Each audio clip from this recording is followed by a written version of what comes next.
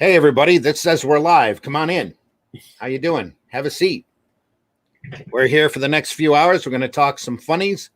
We're going to talk about the lighter side of things and the lighter side of sequential art. Hopefully we'll have a good time. And there's my notification that we are actually live. I got to learn how to shut that off one of these days.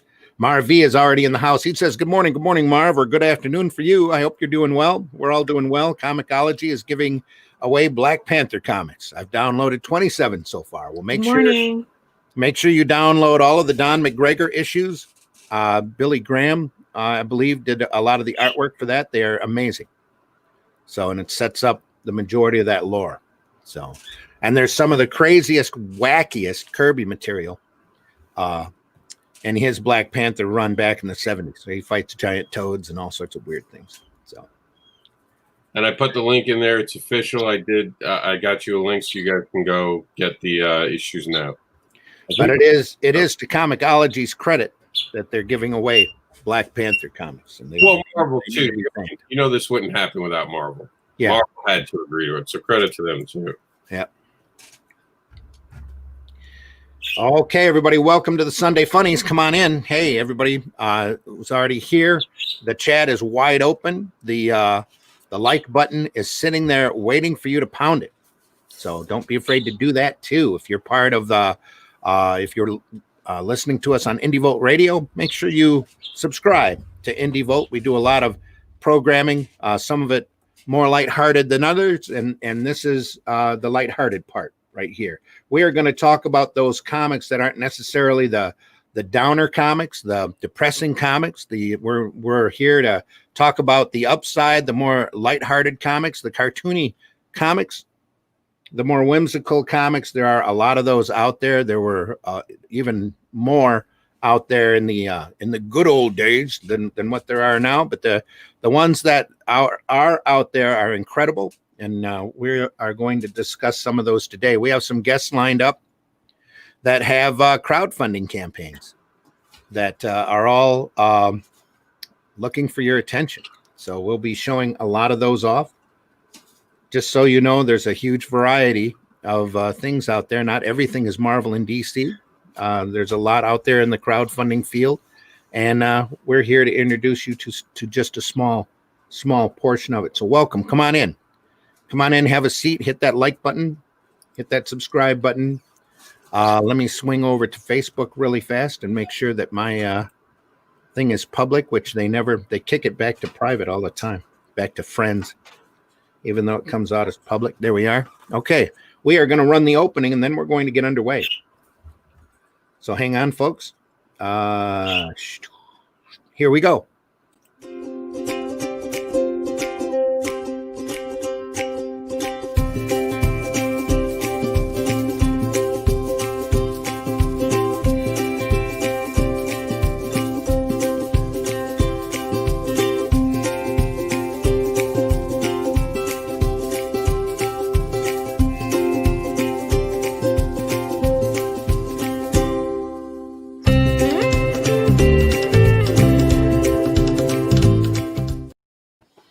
And again, welcome everybody. It's time for the Sunday Funnies. I saw you updated the intro. I did. I finally uploaded it. It's what it is. I uploaded it wrong last week, but it's there now.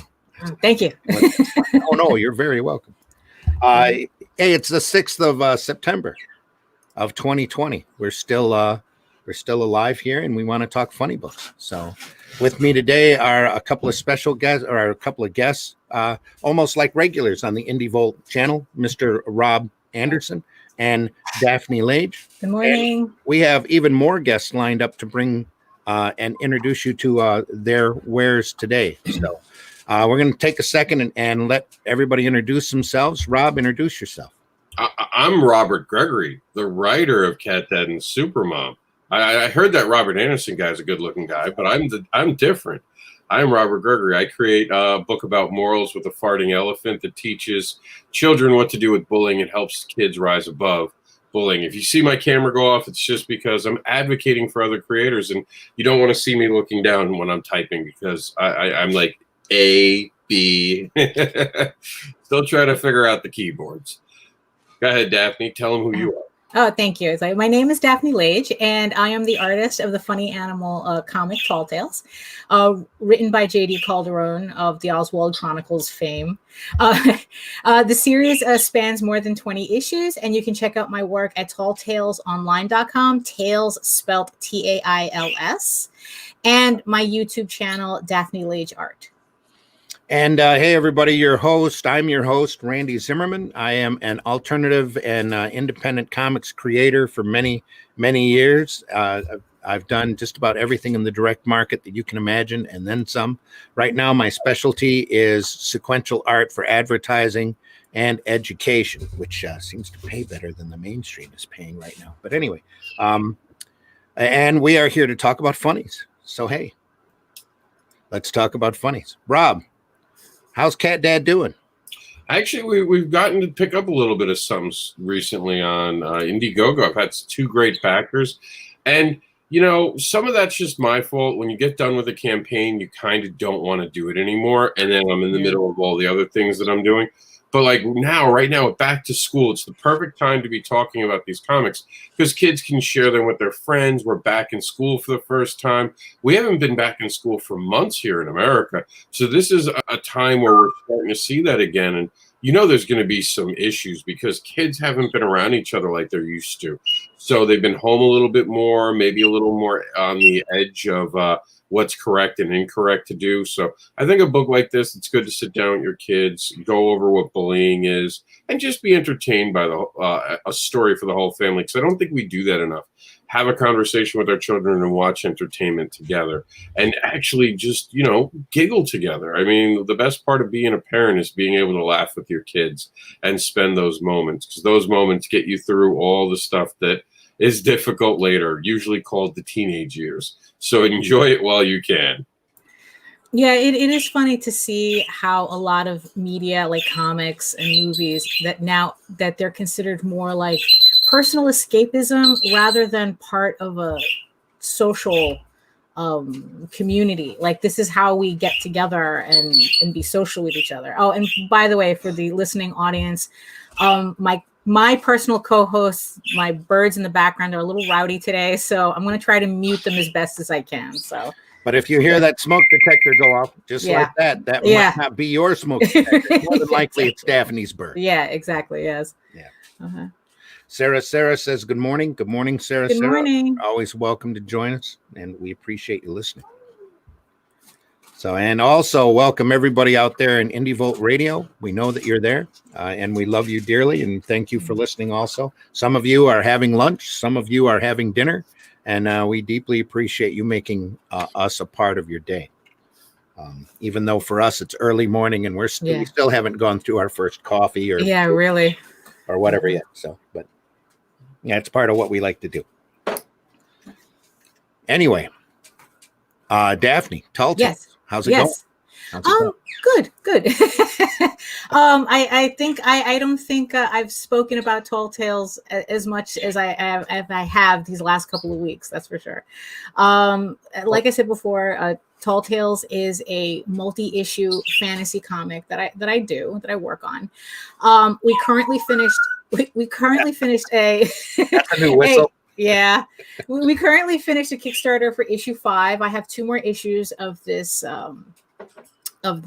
story arc called Tears of the Mother, and the issues are available right now on talltalesonline.com. I try to make that the main portal for everything for my current Kickstarter, which I don't know if you want to if I can do like a quick blurb for that or not, of because course it's not exactly okay. Because just remember that we are, it's early Sunday morning. No, yeah. I know you will. Go ahead. Right, yeah. It's like, so I currently have a Kickstarter for a sketchbook. It's not of the same fare as Tall Tales. This is an adults only sketchbook. It's called House of Bob, spelled Haus. It's a 24-page sketchbook featuring uncensored furry erotica. I know it's a little weird topic to be speaking about this early in the morning, but it's evening somewhere. It's for viewers 18 and up. And for those of you wondering what this has to do with comics, is that, well, these side projects, these sketchbooks, is what I use to help finance the comic book work. So it may seem a little off topic, but this Kickstarter is just as important for my comic book work for Tall Tales as it is just raising money on its own. So if you're into sketchbooks and some spicy artwork, go ahead and check out my Kickstarter right now. We still have a few, I think 26 days left on it. And that's and like I said, it's a bit spicy, so not for kids. If you want to get something for your kids, go to talltalesonline.com and pick up Tall Tales instead.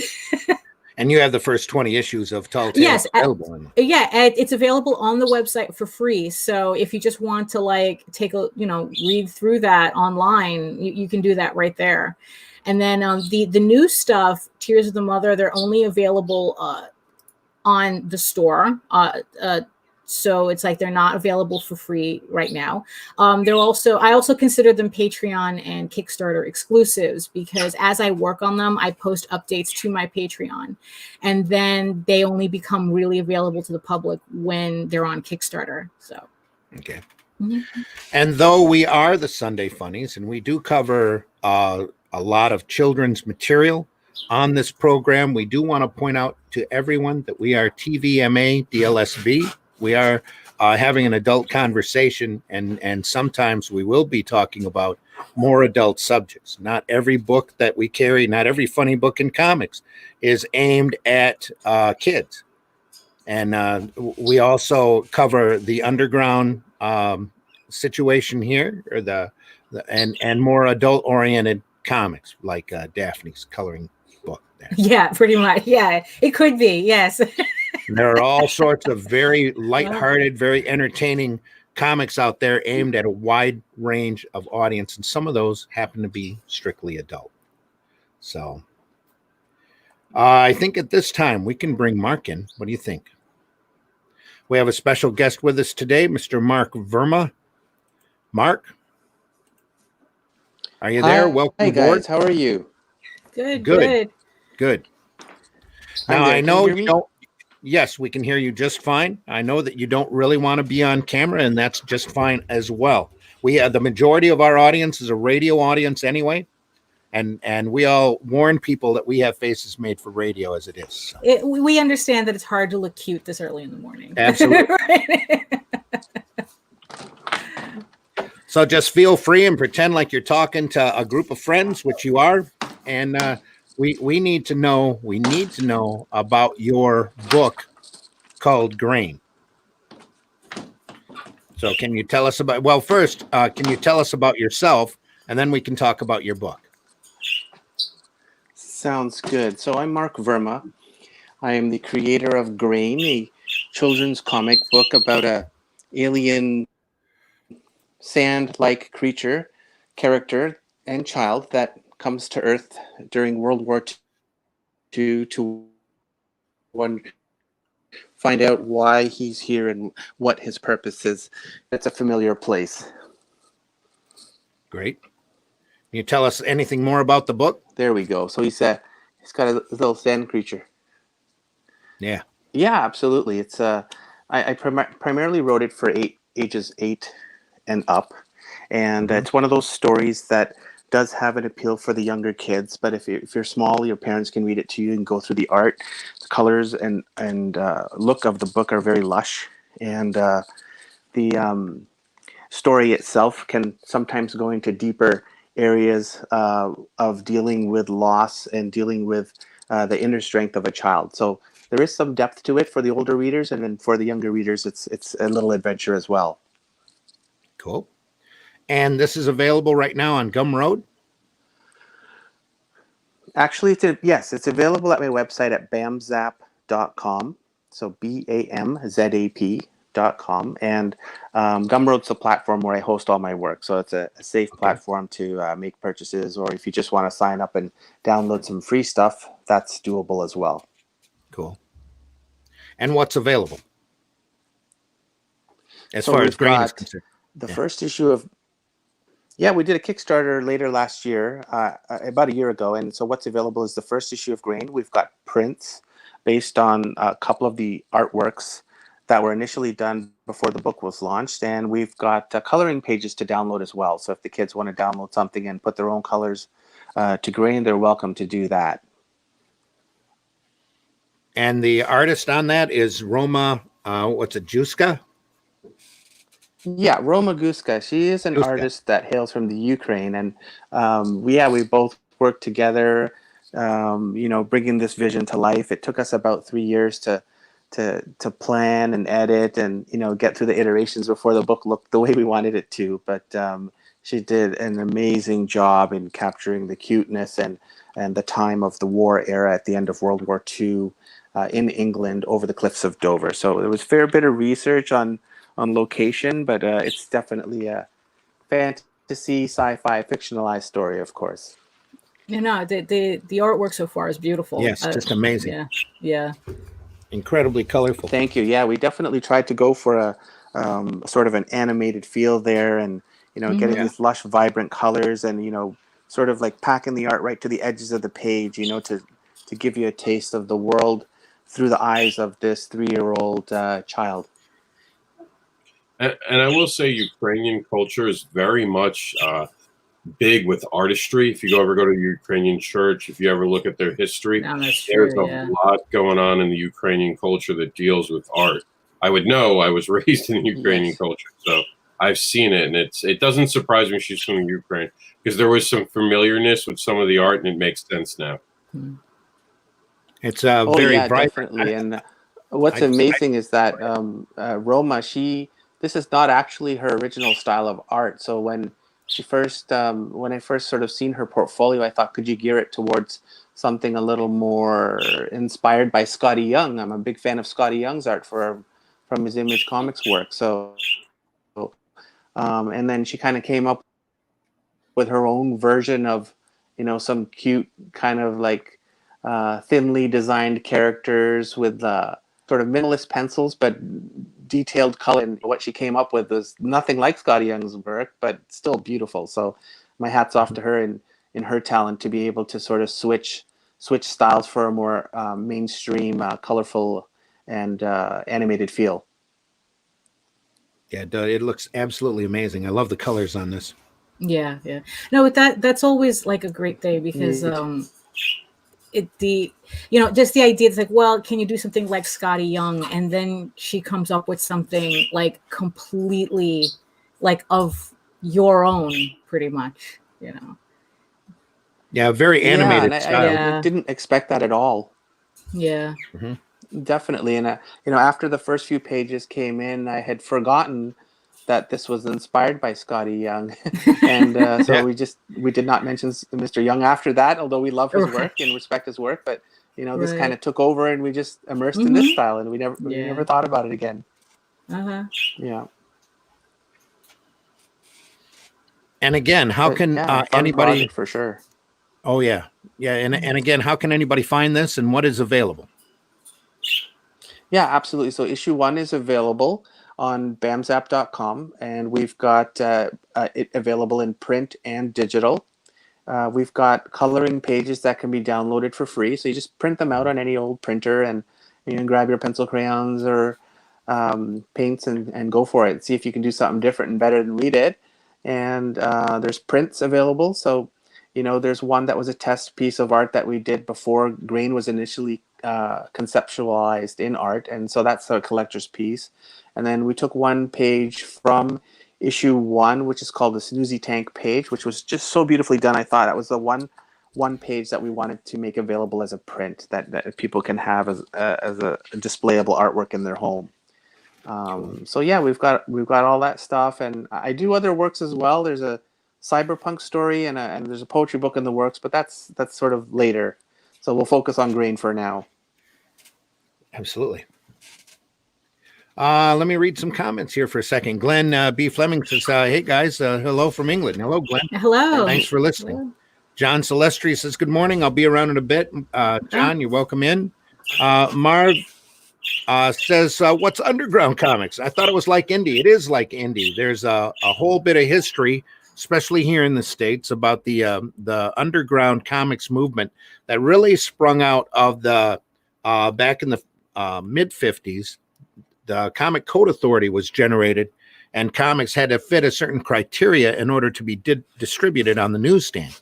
And it was a long list of crazy rules that they had to follow, and a retailer council that had to read the work in order to agree that the stamp can appear up in the upper, usually the upper right-hand corner of a comic. Now, if you ever go back and look at the old Silver Age books, you'll see that little stamp that says approved by the Comics Code Authority. And a lot of artists did not want to fit into those rules. In fact, MC or William Gaines from EC Comics decided to start rebelling against those rules and doing comic magazines to go out onto the newsstands and not your standard size comic books. And one of those he transferred over was a title that he did called Mad, and that turned into Mad Magazine with Alfred E. Newman and all of the great group of artists, really talented folks that worked on that magazine. Well, at the same time, Mad's editor at the time was a man named Harvey Kurtzman, who's one of the masters in sequential art. Harvey Kurtzman ended up going out to San Francisco to the Haight-Ashbury district, and he found there were a whole group of artists out there doing sequential work that went directly against the Comic Code Authority. They were more underground work, and he convinced them, after printing a little bit of their work in I believe it was Trump magazine and then Help magazine, which didn't last very long. Kurtzman couldn't keep either publications rolling, but these artists decided that it was time for them to go off on their own. And they literally started producing work in black and white in comic book format that was well above the Code Authority, a lot more adult oriented. In fact, they went out of their way to be as daring and as controversial in that work as possible. Literally stretched the idea of what sequential art could be. Robert Crumb came out of that, such characters as Fritz the Cat, which you see on our background being used, the fabulous Furry Freak Brothers. There was a lot of challenging the mores and the morals and the ethics of the day inside of a lot of these works. And from that sprang the independent comics, because a lot of the creators saw that they could do whatever they wanted to in black and white. So they started making their own comics, and you ended up with comics like Cerebus and First Kingdom, ElfQuest, and that started springing out from there, that weren't quite as outrageous, weren't quite as adult oriented, weren't quite as underground, as they say. And that really started the indie and the alternative movements here in the States. And that again blossomed out in the 80s, where the undergrounds really sprung up in the 70s. So it was kind of a natural evolvement there that happened, and a lot of great works have come out because of it. Hope that answered your question, Mark. Comic Book Black Belt says, hi guys, listening in while working. Hi, Comic Book Black Belt. Oh, Hi. welcome for that. We find lovely art, absolutely lovely. Hi. Randy, Oh yeah, definitely. Rob. two things. One, that's Russ. Russ, we met the other day. Remember, he created that. The Death book on Indiegogo. He's the Marvel creator from England. Oh, yeah, absolutely. Hey, Russ, how you doing? Yeah, and you have like and share on your face. I do. I have a face for radio anyway. Who wants to look at me? It's just when it's the like and share looks like it's talking. I'm not. Yeah, there we go. I'm not worried about it because we have this great illustration of grain sitting there right next to us. So nobody's looking at us. David Osterhout says you handled the adult thing very well, Randy. Very appropriate. Thank you. Yes. There we go. There's a much better illustration. Oh, very nice. Of some of the interior pages. Yeah. That's fantastic. Beautiful indeed. Marv says, Glenn says, hi there. Great show. And with an exclamation point. Thanks, Glenn, very much. Charles Santino says, I had become a magazine not to avoid the code, but to keep Harvey from leaving. Yeah, okay. Thanks, Charles. He wanted an upscale format. Well, that makes a lot of sense. I always thought that Gaines jumped up to a magazine because he was tired of dealing with the people on the code. So I stand corrected. Joe D. McPhee says, Hey, morning Joe. all. Sorry I'm late. Hey, Joe. Always welcome. Marv says, hey, Russ. Hey, Marv. And smiley face from Russ. Okay. That brings us up to date. That's an interesting comment there, Charles, about it. Sometime we need to probably get into more of a history lesson on alternative comics in the underground sometime here and there. Oh yeah, that would be fun. He threatened to go to Playboy. He did go to Playboy, didn't he? He ended up doing Sally Forth over there, if I remember right. I only got to meet Harvey Kurtzman once, and I wish I'd have gotten his autograph at the time, but I do have his Jungle and his some of his Sally Forth material. But EC did start magazines to avoid the code, the proto fiction magazines, yeah, or Picto fiction magazines. Yep. Thanks, Charles. Absolutely. It's an interesting evolvement. It's almost like a chain where you see it, and again, I always point this out, where there's a hurdle that pops up in the industry and in the market. Somebody comes up with an idea to work their way around it, and the art form ends up evolving and actually improving in many ways because of it. So, yeah, they failed. Well, they didn't totally fail, Charles, because Mad Magazine stuck around for many, many, many decades and made a lot of people a lot of livings and introduced us to a large group of incredibly talented cartoonists and entertained a lot of us growing up as kids. So I missed that. I was very sorry to see Mad cease publication, but also it hadn't, you kind of have to evolve with the times or you run into trouble. So. Anyway, back to Grain. Mark, how is it going with Grain? Is it catching on? Are you there, Mark? Could you say that again? It just came in a bit choppy. No problem. How's it going with Grain? Is it catching on? How are you doing with it? Yeah, I'm doing good. So I'm mostly selling Grain on bamzap.com, which is my own little publishing label. Sort of, place where I can post my own works and have a name above it, which is, Bam Zap, which is Bam because life is hard hitting, and Zap because there's always an alien around there or an electric bubble to give you a little shock and, ground you in reality. But in terms of Grain, I'm on social media at Bam Zap Pop. So if you just go to any of the social media engines, you'll see me posting bits and pieces of art.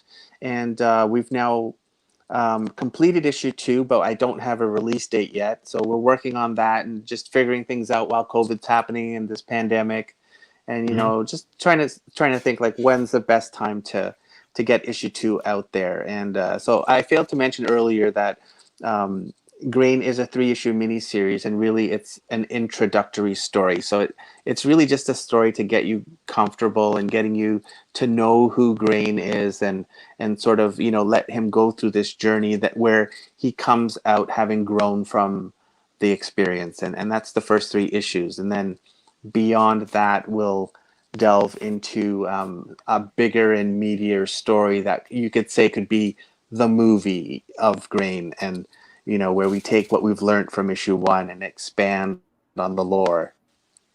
So yeah, it's coming along quite well. And for our listening audience, that's Grain, Grain, and that's from Bam Zap Comics. And Mark, what made you settle on the name Grain? Yeah. What does the name mean? Yeah, because so the character itself, initially when Grain had started, I had imagined just one grain of sand, just a dot in this highly skewed, extreme point of view perspective of art trying to survive in a land of war. And, my artist and I and my editor and I actually in the beginning discussed how the art would look on this. And she says, well, first of all, this dot's not going to show up on the page. And, you're going to have all these skewed perspectives and just a balloon, a word bubble of words beside a dot. And we thought, yeah, if we close up really close, then the background's going to just look so blurred. So I went back to the drawing board, or rather writing board, and rewrote the story into a full-fledged character, with 3 dimensions, and thought, yeah, this works so much better. So Mhm. Grain initially was, I was lying in my bed and some dust flew off of my sand, and I was like, I really want to create something kids, but a kid's story, but I don't want it to be forced. And then I thought dust, particles, sand, grain. And I thought, hey, is the name Grain taken? I mean, this is a prime word for a children's book, children's comic book, and it wasn't. So, I just went ahead and did it. And it took a couple of years with the scripting back and forth, to get the story where I wanted it to be, because issue 1 really sets the standard for everything else to come. That's a mighty high standard when looking at the different examples of sequentials here that are being shown. It looks beautiful. Yes. Thank you. Yeah, that was tricky. I mean, I wrote the script very descriptively. So when I write Grain or any of my other comics works, I describe each panel, but I leave enough detail there for the artist to decide. The artist gets to decide how it's staged and how it looks on the page. So really, when you see the art coming to life on the pages, that's the artist's vision there. And they've elevated a lot of what I wrote into a different way. And I throw in things like, I'm a big fan of Image Comics, so I like panels that bleed into each other, and I like things that break out of panels and so forth. So we did a bit of that as well, and we kind of have a balance of a nice kids artwork book with plenty of colors and fun paneling, but nothing too extreme either. So it's pretty. I think it turned out just really well. Mm-hmm. Has Roma ever done a sequential artwork before? No, this is her first. And the funny thing is, when we first started out, there were some mishaps and, just assumptions on my part, thinking that the artist is seasoned. But, not everybody tells you kind of what's going on in their life. And, they're just focused on doing the best job they can. And so I walked her through the sequential comics art process. She had done a little bit of the education in her studies at her university there in the Ukraine. And then I kind of filled in the blanks on how a comic can come forward and look in a book, and how it's presented with the word balloons and the lettering. And she said she wanted to do the whole 9 yards right up to the lettering, which I thought was a huge task for one person. And there were days where we needed breaks, and sometimes a month or two would go by where some time was taken off just to reflect and come back to the work. So the reason that this first issue took 3 years was because of just being able to grasp the magnitude of doing a sequential book like this, but also handling all tasks. So my hat's off to her. She did a really amazing job. Yeah. Absolutely. That's because artists are masochistic. Yeah. That is so true. Yeah. They definitely punish themselves. And then, and I feel like I became friends with Roma because I'm one of those people that I really wanted her work to shine. And I said, whatever it takes to get this book done, you tell me what you need. And, and I never once said, hey, well, I mean, we did have delays, but it was very polite. We were very, very professional with each other. And so that professionalism came across very kindly, and it just allowed us to breathe, and I think that's the difference between indie comics and working for someone that's a bigger company. You really give the breathing room to the story and art, and it shows in the end product that there was time taken to do this. No, definitely. That's a fantastic point. And Yeah. how long did it take her to do issue 2? Issue 2 was fast. I mean, you could say it took us about a year, but I had delays on my part, and it was mostly editing of the story. So what happened was the art was great. It was all done, and there was nothing that really needed fixing. It just kind of went so smoothly from the get-go, and then I constantly tweaked the dialogue until I was happy with it. So Gotcha. issue 2 was probably about 6 months of art, but with writing edits and then maybe just a few art tweaks here and there, it came out to about a year. So I tend to do things very slowly and take my time with it. But I'm a little bit of a perfectionist, and whatever the artist allows, me to fix, and whatever I can live with, that's kind of what happens. So, but I've been very fortunate that they've allowed me to request changes and things like that. So it's worked out pretty well so far. Yeah. Yeah. And again, that's another advantage of working independently and working alternatively. You can work at your own pace. You can get the artwork done Definitely. and the writing done to be just right. So, well, it looks amazing. Absolutely. I'm I mean, I'm it does cost incredibly me more impressed. in the end, but Mhm. oh, thank you so much. It's a pleasure just being on the show and being able to share, sort of the creative process and what we went through. And it's nice to see that it's featured on a on our audio/video show. Yeah, we're Thank you for that. very happy to have you on. And to all of our radio listeners out there, again, this is Grain. This was put together by Mark Verma and Roma Juska. I keep wanting to say Juska. Yep. That's probably not. Is that right? Guska's fine. Juska. Okay. Yep. Guska. There we go. Amazing work. Please take some time and look it up at Bam Zap Comics.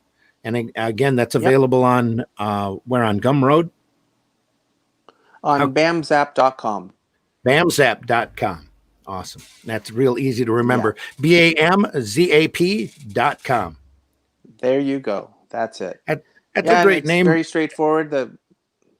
That's a great name for a comic company. I love your explanation of it too. Oh, thank you so much. Yeah, BAMZap. I registered the domain a good, I think, 7 or 8 years ago, and I thought that's what I want my label to be. And at that point, I had no product to put up, and it wasn't until years later where I'm like, I'm definitely going to use BAMZap one day. It's taken by me. And then eventually, Grain came along, and it kind of reignited my passion for comics. And I was a bit of an amateur writer, a decade or so before that with another project. But Grain, I would say, is my first truly professional work. So, and then getting to use BAMZap, I just thought it was a lighthearted, fun name. I could have Grain under it. I could have a superhero story under it. And it just works real well that way. It's very mainstream and easy to remember. Sure. Yep. Bamzap.com. All right, Mark, thanks. Thanks so much for being on. You're more than welcome to stick around for the show. We have enough places for and add any type of input as we go along. We have more than enough spots. So you're welcome to stay or go if you want. It's entirely up to you. Well, thank you so much. I appreciate that. And thanks for everybody for chiming in and just helping me carry the conversation a bit here. I'm still pretty new at doing these interviews, but I'd love to come back one day and talk a bit more about Grain and maybe talk more about issue 2 as well. So we would so love much that. for having me. Absolutely love to have you back anytime, Mark. Thank you very much. It gets easier the more shows you do. It does. The more you get out there. I'm thinking too. I'm getting feeling very comfortable at it. And the SuNdAy Funnies is new too. This is only our 3rd episode. So, though Andy Volt's been around for about a year and a half. 3 years. 3 years. 3 years. You guys just wait 3 years. Remember whole birthday party? Oh no, that's the site. That's not the I've been doing the podcast for about a year and a half. Oh yeah, we've really gotten serious on the podcast for about the last year and a half. But again, Mark, and everybody out there, that's Grain from Bam Zap Studios. Definitely take a look at it. It's amazing artwork. It's a fantastic story. It looks incredible. I honestly can't wait to read it. And Mark, I would suggest kickstarting it in October because the Halloween feel would really go well with your art, the way it pops off the page. Plus, you can advertise it as a gift for the family for Christmas. These books as a gift. Absolutely. Actually, Anderson, that's a great point. I am working on a special promotion at this time, and Christmas has been on my mind. So I'm working with someone else as well, which I can't say much about at the moment, but we're just kind of working out details. But something I will be building upon something. It's really great that you bring that point up. And cool. Before I forget, Anderson, I just wanted to say thank you so much for making me aware of this show and having me on. So we really appreciate that.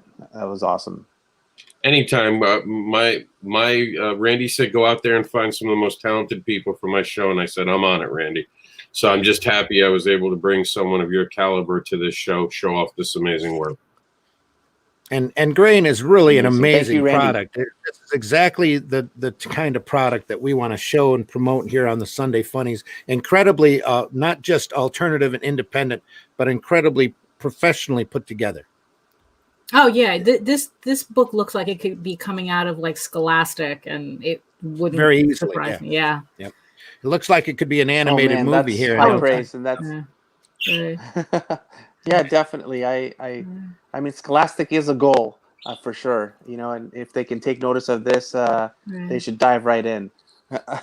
There's so much more to come, but it's such a humble little project right now, and you know, I'm just at it every day, building awareness and trying to get everyone to know that this is a book to read. There's some special lessons in this book as well, and my writing is all about, you know, trying to create the best of us in Grain, and you can see that in Grain, and how he handles life as a kid. Yeah. The next time you talk to Roma, tell her that we are in awe of her work. Yeah. And that it's amazing to see what she's done, and can't wait to see a lot more. I definitely will pass that on to her. She's not on social media a lot. She does have an Instagram account at Gooska, but in terms of my own with Grain and BAMZAP, she's not too involved. Once she's done issue 2, she's moved on to her own project. So I do have an extraordinary new artist coming aboard for issue 3. So I kind of go with the flow with the artists, and when they're happy and passionate and they feel it's time to move on, they move on to their own stuff. So Grain is a great book, and you know, we'll keep the quality of the art the same. That's a promise. Sweet. Glenn Fleming says, lovely artwork. Marv, again, what a great story. Communication and trust is the key for a good result. Well done. Joe D. McPhee says, you did very well, Mark. Glenn also says, great interview, Mark. Marv says, you've got to do more. Glenn Fleming says, great interview, Mark. And like we said, the more that you do, the more comfortable you're going to get doing this. So we really appreciate. That's absolutely true. Thanks to everyone. Thank you. We really appreciate you coming on. Thank you, Randy, and thanks to everyone for chatting and adding their comments as well. I'll definitely keep everyone posted, and whenever we're ready to do this again, I'd be more than happy to come back. Oh, there's some close-up shots of interior and pages. I'm sorry, here. I didn't catch the lady's name there. It's hard to see my screen. Oh, Daphne Lake. Hi. Hello. Hello. Thanks for adding to Grain and just helping me with the conversation here. No problem. That's what we're here for. Thank you. Definitely. Look at that. Now we're showing some closer up shots of the pages on screen. I didn't see that Rob had put that made that available. So there's Grain going through the forest there, and I particularly love that page with the puzzleization of the blown up barn. That was a huge theme in the book with the puzzle. And life can be puzzling, and he's got a fragmented memory, so he's putting things back together, and it just came out so well. I can't praise it enough. Yeah, just amazing. Story sounds incredible. Thank you. I mean, honestly, it's like not too shabby for someone who never did comics before. Absolutely. It's like,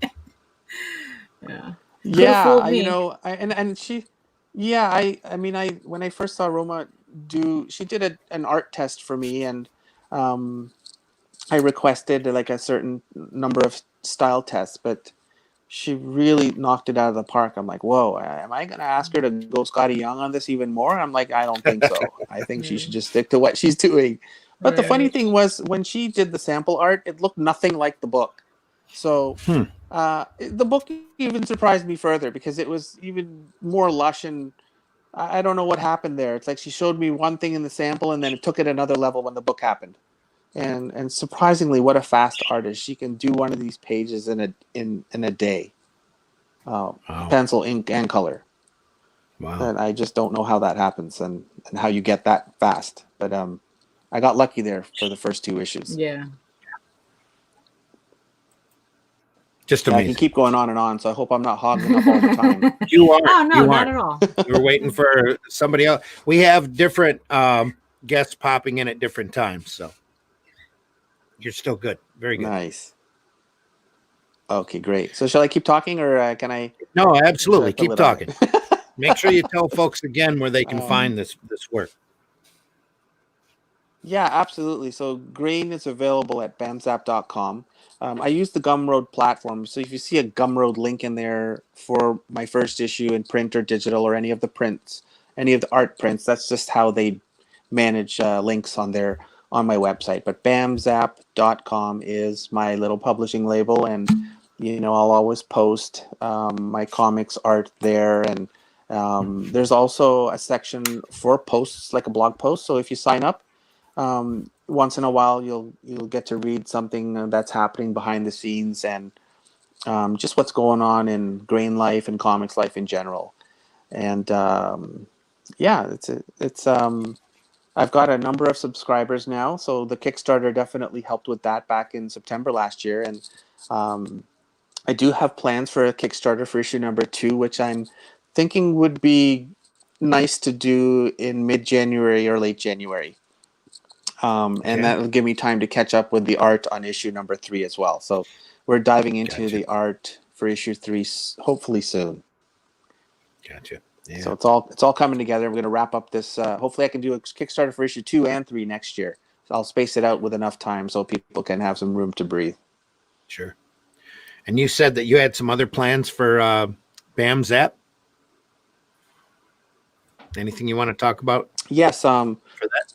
Sure. I have another book called Eye of the Keeper, and that's something I created in the early 90s, and it went through a few different iterations. It was first called Dane, based on a character called Charles Dane, and I've always been infatuated with characters with suits of armor. So I eventually, created the first Eye of the Keeper rendition in 1993 or 94, and it's a cyberpunk storyline about.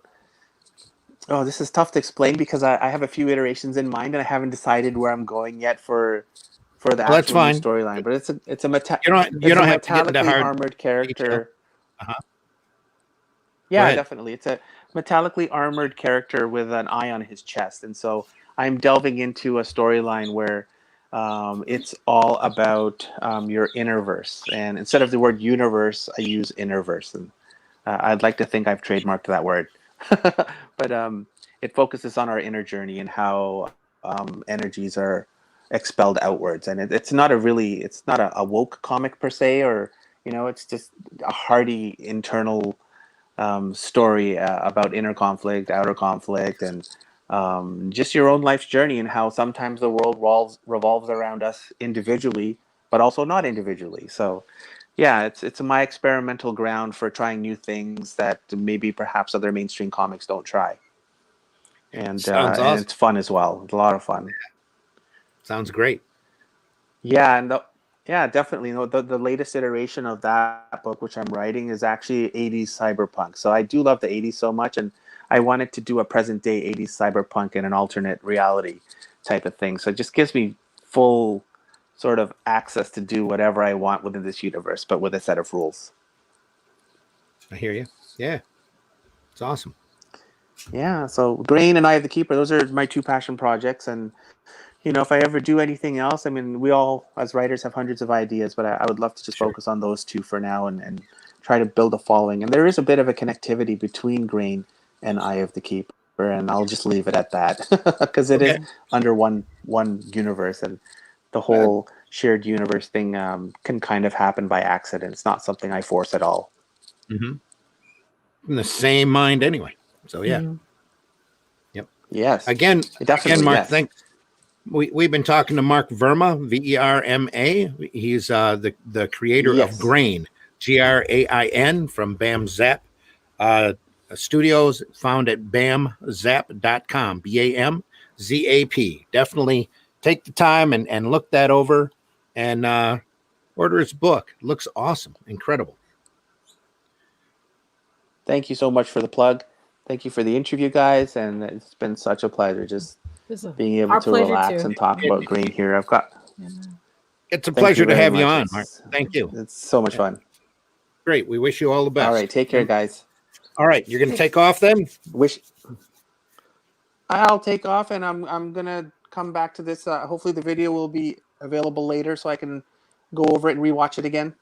We're streaming right now, so you'll be able to find it on YouTube very easily as soon as we're done, probably.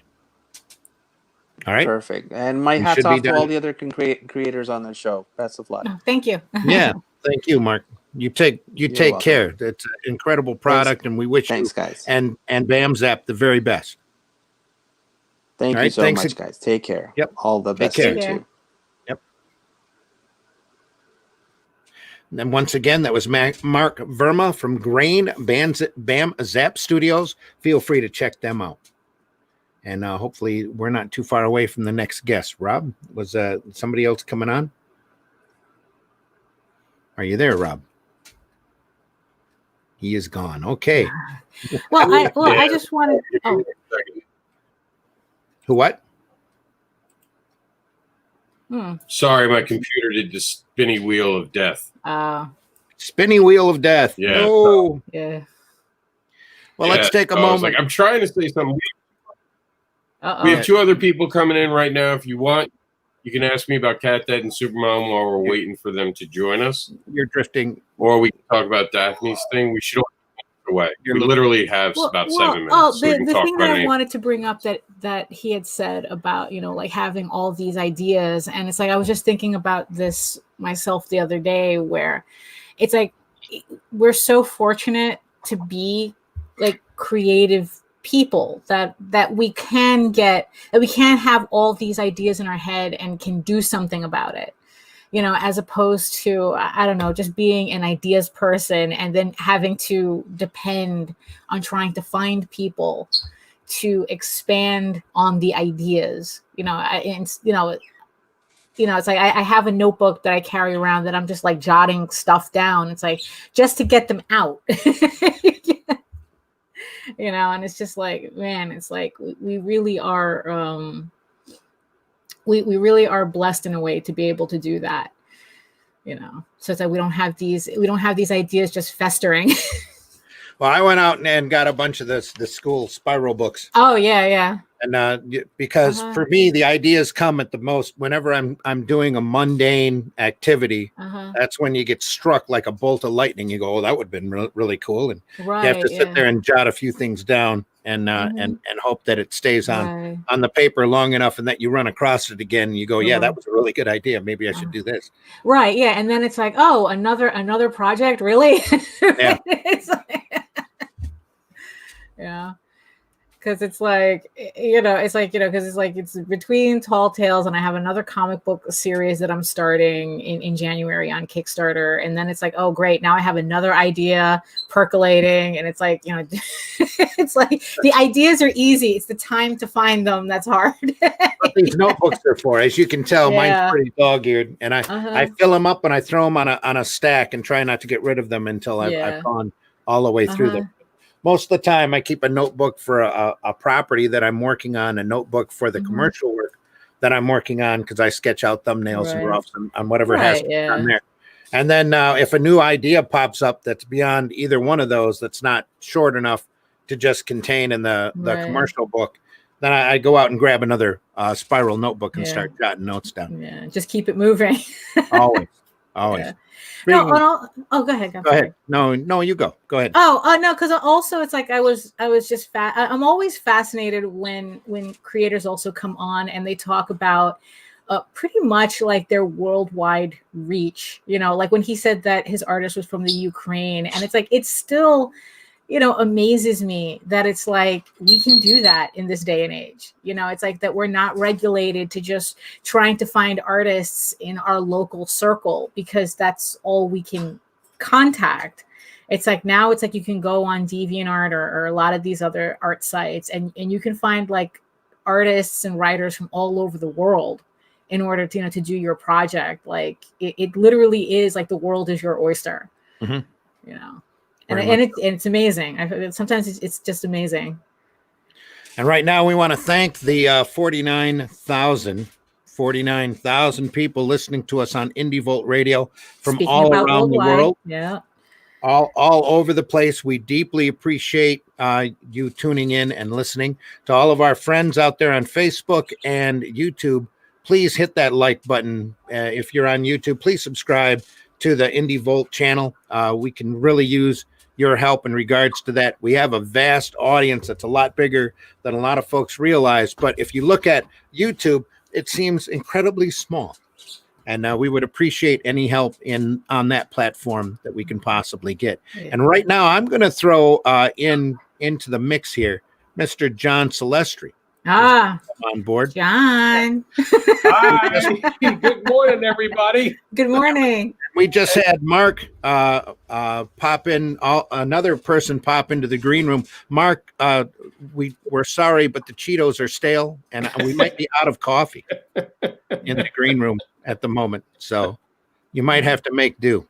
Why don't we bring Mark in anyway, just so he doesn't have to deal with the stale coffee. Okay. Mark, Hello. how are you? Mark Hi. Darden has now joined us, whose book is called Guano Guy. Yeah. Yep. Very serious person. Nothing's funny in life. So, John, do you mind if we skip you for a second and talk to Mark? Go Mark, right ahead. Tell us about Guano Guy. Yeah. I make a comic book that I consider Seinfeld with superpowers. That's totally a cast of jerks who don't know they're jerks. And the Guano Guy wants to be famous while not really wanting to do the hard work that it takes to be a real superhero. Like, he might save you, but only because there was press available. So it's got a lot of gags, a lot of cultural references, a lot of spoofing things. And it's generally just fun, like something you could sit down and read for a few minutes and get a few laughs and move about your day. Not worry too much about continuity. You've already had an issue or two of this out? Yeah. 6 issues already. Tell us about it. So there's 4 short story issues with odd numbering of 0, 1/2, 1.5, 2.5. And issue 1 and 2 are out, and issue number 3 is going to be launching September 15th. So that's coming up. It's coming up on which platform? Kickstarter? Yeah. Kickstarter? Okay. That's Kickstarter. That's Guano Guy. Guano Guy. Yeah, you can follow now. Get an announcement for when it launches. We have a big radio audience, Mark. That's why I'm going through and spelling things. Yeah. It's not like We forgot about that. Yeah. it's not like they can see your banners back behind you. They're watching it on their radio? That's good. Yes, they are. They're watching it on there. I tell everybody most of the time, most of us only have faces made for radio anyway. So. Oh. But how did you come up with this character? Initially I was playing Batman Arkham, and Batman would he before fights would have like some little line, like he'd say like what do he say? This is not going to be pretty, and I would yell back responses as if being the thugs. Like, well, that's what I said when I picked your mom up for the prom. Nothing like a mom joke. Yeah. So you were riff tracking video games. Yeah. So I started writing those down, and then I was going to conventions and just kind of seeing like things that comics do regularly that I could kind of poke fun at and have fun with, and a lot of love that I have for comics, but where there's availability for gags. And I started writing them all down, started making short stories, found an artist, saw that web comics were a thing, so I jumped in doing that. And over time, the character developed his own personality and started having his own story to be told. So I kept going with it. And when I started going to conventions and putting the book out and seeing people laugh and enjoy it, I just thought, well, I gotta put some more time in and find enough people, to make it a bigger book. Sweet. And for people who back Kickstarters, both of them have been successful. Both of them have everybody's gotten their books on time, even through pandemic and computer crashing. So, third Kickstarter, you'll get your stuff. There's no question. And Mark, tell them about that cool crossover. Oh, that's a good point. Yes. Yeah, there's a comic, The Geek Girl by Sam Johnson. Oh, yeah. Who I'm buddies with, and Guano Guy popped up. Guano Guy and Mr. Marvelous Man popped up in a couple of issues, and they didn't help there either. Stuff went down, and Guano Guy was like, these people have already saved the day for free, so we might as well go home. Yeah, and that was Geek Girl 6 and 7. So Yeah. Seems right. 67. yeah, it's pretty funny. Sam Johnson did a really good job with it. It was fun to get to have the characters in another book, and they even got mentioned when someone else was reviewing that book. So it was neat, and it was nice of him to do, and he did a great job with it. Now, what we're looking at now is your previous campaign. Oh yeah, yep. That was. I think that was that. Why aren't you helping me? Yeah. That was one. That was Geek Girl, the first Kickstarter. We'll bring up the second one in a second. I'll bring up the Geek Girl crossover just so you can see the arts in the Kickstarter. Oh yeah, yeah. So the first two Guano Guy campaigns for issue 2.5, and then issue 2, those have gone, and now we're issue number 3, and we've got the same team has come back for the last 3 books. Same cover artist, same illustrator, same colorist. Me, I'm still there.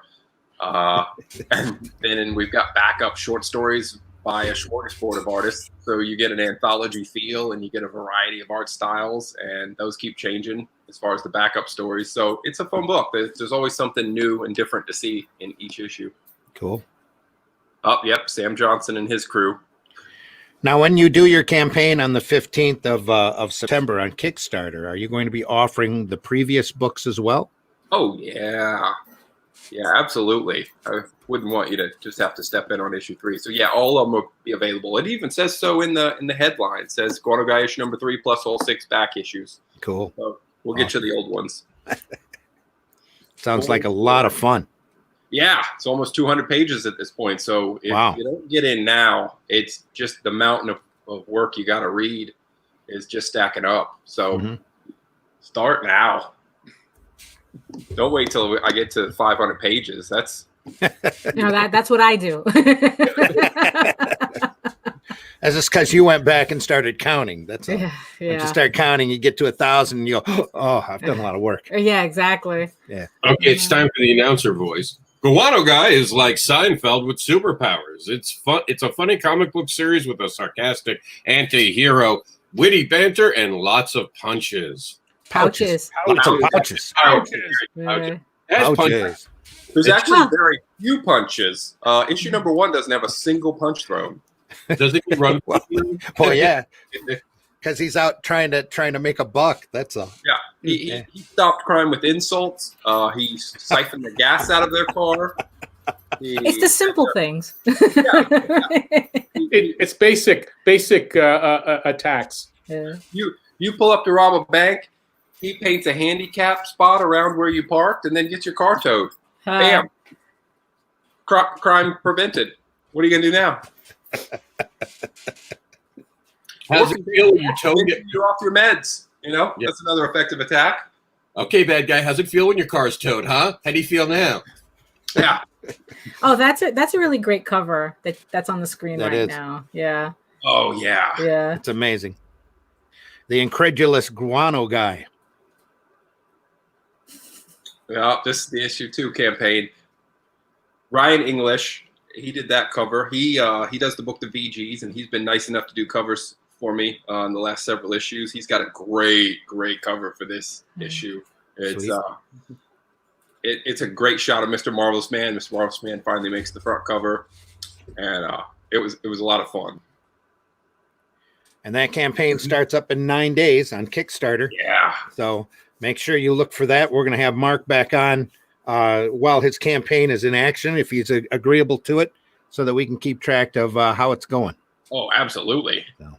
Yeah. Wow. Our artwork looks great. Yeah. Yeah. They I like to hunt good artists, and they're doing it. I've been very happy with the awesome work that I've gotten, and so many different styles. So many people have done their own take and done something that's fun.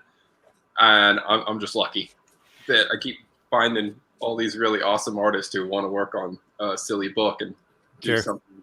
And you can see all the passion Mark has, the way he's smiling about the comic and all that. He's such a passionate creator when you meet him. Somehow he's able to have been able to bottle that passion into a comic book. It's so rare that a personality can be captured and put into a comic book, but he's done a wonderful job giving this book just total personality. It jumps off the page. I think it was John Crawford who said this is Cartoon Network in comic book form. Yeah, it's absolutely correct. So definitely make sure that you mark your calendars, sign up for the pre-campaign now. And Cartoon Network, get in touch with me. It could be Cartoon Network. Yeah, that's true.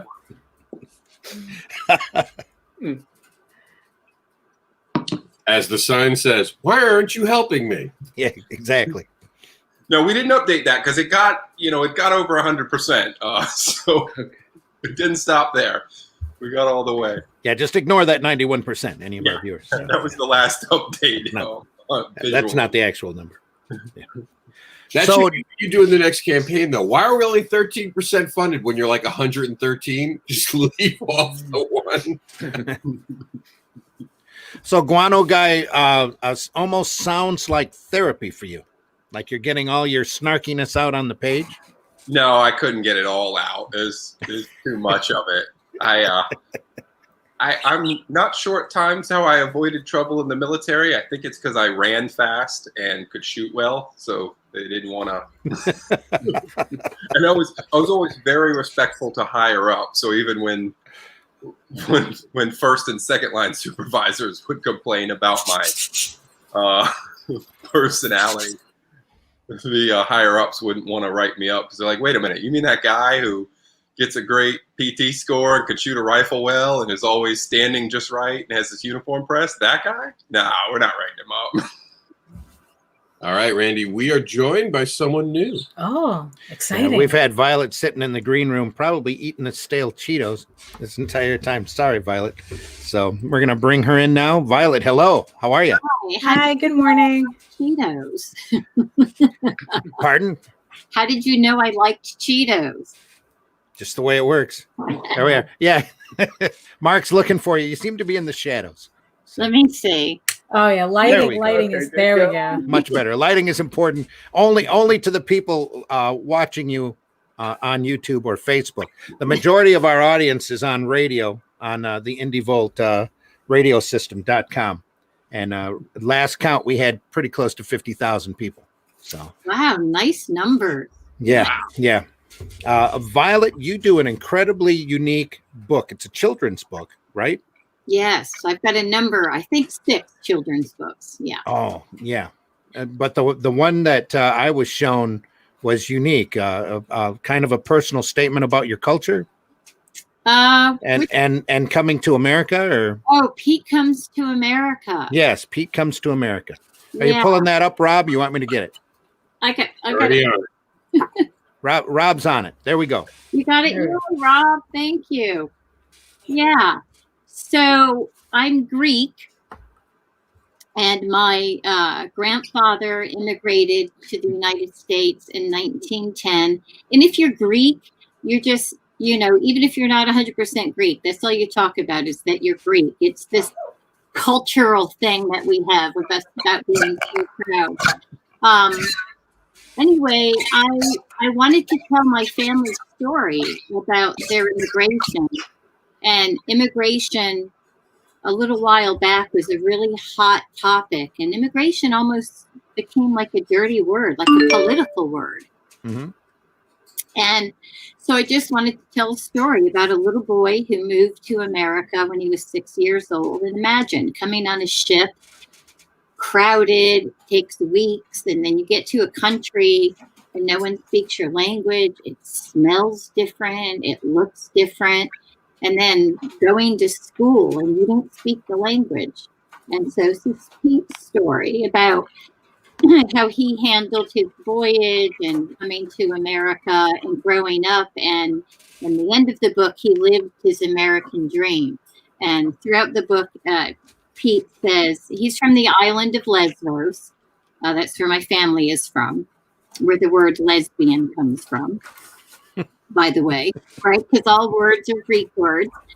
And so throughout the book, he says he misses Lesbos. You know, he missed the food, he missed the fishing village, and at the end of the book, he became acclimated and he became an American. And the last thing he says, it says, is Pete loves America, and it's just a way to look at embracing the country that you've immigrated to. You can still hold on to your traditions and beliefs, but still become an American and live that dream.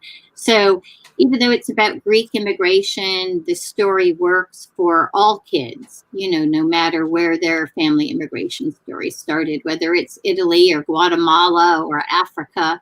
You know, I think all kids feel the same who are immigrants. You know, if you've ever traveled internationally as an adult on vacation, that's how you feel going someplace that you wanted to go, right? That's fun. So, yeah, I just try to give kids an outlet for expressing how they feel, and for families to talk to their kids about their own immigration story. Because unless you're a Native American, every one of you that I see here on the screen, you've got a family immigration story too, right?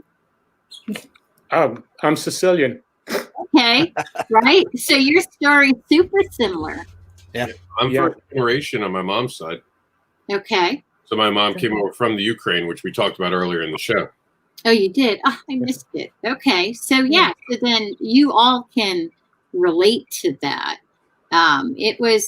So this was a different kind of book for me to do, because even though I knew my family's immigration story, I still wanted to make sure everything in the book was factual. So it's the first book that I've had to do research on. For instance, there's a page where he talks about he misses the costumes that they wore in his village. And so I had to make sure that my illustrator drew the costumes exact for the time period that they wore and those things. So that was kind of fun doing that research. And I used the Ellis Island Foundation's website and some other things like that to help me along the way. And I love the illustrations. The illustrator, Chrissy Schramm, she's out of Canada. She's done a few of my books. She captured the colors just right. The book wouldn't look right if we had big, bold, bright colors, you know, so they're kind of muted in that sepia tone. So I'm really happy with it. That's the interesting thing about children's books, or doing children's books, large illustrations along with a block of text. It's almost like the beginning stepping stone to sequential art and comic book work. That really goes hand in hand. Absolutely. Yeah, it's the beginning foundation, you know, to looking at the pictures, working their way up from picture books to early chapter books and graphic novels. I'm a big graphic novel proponent. I've got 9 granddaughters, no grandsons, 9 granddaughters, and they love graphic novels. Sweet. Yeah. That's Pete Comes to America. Where can they find that? That's available on Amazon and all major online booksellers. Books A Million, Barnes and Noble. I think Target and Walmart also carry it online. Sweet. And along with your other books as well. Yes. My first book, Silly Yaya, is about grandparent names and that one-of-a-kind relationship kids have with their grandparents. The second one, Sunday Dinner at Silly Yaya's, is about that old-fashioned family tradition of Sunday dinner. Unky Monkey Lives at the Zoo is a book with no ending. It's actually up to the reader to decide if Unky Monkey really does or does not live at the zoo. And there's all kinds of context clues in there. That's the book that I read most when I do school and library visits. I've read that one to thousands of kids. Sweet. Across the country. And Gracie's RV Misadventure was my first early chapter book. not a comic book by any means, but it's got some more basic comic-like illustrations in it. And there are going to be 2 other books in that series, and each subsequent book is going to be more like a graphic novel type of illustrations throughout that book. Then there was Pete, and then my newest book is called Mom, Mom, Mommy. There are hardly any words in it. It's just pictures of a kid tugging the mom's shirt. She's cooking, doing laundry, grocery shopping. Mom, Mom, Mom, Mom. Even when she's in the bathroom. Anyone who has kids understands all this, right? Oh, yeah. And at the very end, he's like, Mom, I've been trying to tell you something all day. And as she tucks him into bed, he says, I love you.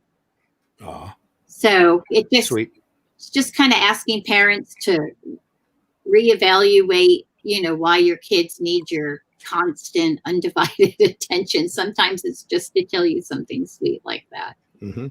So I'm just trying to get kids in the beginning of reading, to work their way up to other books and to love reading. And not all my grandchildren love to read. And so when you're an author, that's like tough, Yeah. And I think what it is, whenever you find a kid who doesn't love to read, it's because they're reading the wrong books. Their parents are giving them the books to read that they think they should be reading. So I tell people a lot when they ask me this question, I tell them then to start with comics and graphic novels. Give them something that they like. Let the story be about something that they like, not that you like. Let them look at the pictures where the pictures tell the story that the text doesn't. And I think when the parents do that and they find the right book for the kid, then the kid is going to love reading. I really think that's the case. Give them something they want to read. Right. Yeah. And then they want you to take them to the comic book store or to Barnes and Noble or to wherever and get books. And that's like a win when that happens, when a kid asks you to do that. Absolutely. Yeah, because you're turning reading into something that's fun instead of like a chore they have to do. Right. Yeah. You hit that nail on the head, because parents will say, okay, you go to your room and you have to read for 20 minutes, right? That's what the school says. You have to read for 20 minutes. So now it's not fun. It's like a chore. You need, when they're small, when they're toddlers and you're reading to them on your lap, you're giving them your undivided attention when you're reading to them. And that undivided attention means love. And that's how they can start to put the love of reading together. A book means love, but we're not always doing it right with kids. I think we're making it a task and a chore instead of a pleasure. So true. Reading should be fun. Yeah. And reading is fun. I was in an inner city school last fall. No, I think 2 years ago. And my audience was kindergarten to 2nd grade, and the kids were all on the floor. This is in the days when kids could sit next to each other, all be gathered together. And a little boy says to me, well, I don't like to read. I don't like books. So I got down on the floor right in front of him, and I said, well, why don't you like to read? It's boring. And I said, do you like heroes? And he was like, yes. I said, do you like faraway adventures? And he was like, yes, looking at me like I was crazy. And I said, well, you get all of that when you read. When you read, you can go anywhere you want. You can be right there with the superhero. You can fly and you can go in spaceships. And he was like, oh, I can? I was like, yeah. So, somebody fell down on the job with him, right? Or they didn't have the knowledge to try to help him love reading. So when I go to schools, if I can get kids excited about reading and instill that into them, that it's adventurous, then I feel like I've won, I hear you. Yeah. Yep. Yeah, I teach cartooning after school a lot, and it's you run into so many kids that have just decided that they're not going to draw, and it's always rewarding to see that light bulb go off over top of their head when you show them all you have to do is put a few circles and some squiggly lines together, and it's whatever you want. Your Yeah. experience is very similar to that. Yeah, I have a book called I'm Writing My Own Graphic Novel. It's like a journal. It's 120 pages, and it has 4 different comic formats in it. Sweet. And in the beginning of it, I give them instructions how to do it. Mm-hmm. Because if you ask kids to journal the way that adults do, just to write words, they don't want to do that. I don't even think I have a copy of it here. But they don't want to do that. They want to draw. And so that's a great outlet. So I tell them how to do it. And I say, practice. Just keep practice drawing and use your own style. Your drawing shouldn't look like somebody else's. And that's what same thing, tell them, just circles and lines, whatever your style is. The Diary of a Wimpy Kid are the most basic line drawings ever, yet it's an extremely popular series. So, Sure. Yeah, so anything like that is perfect.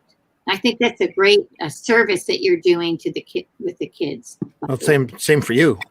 Yeah, thanks. We're talking to Violet.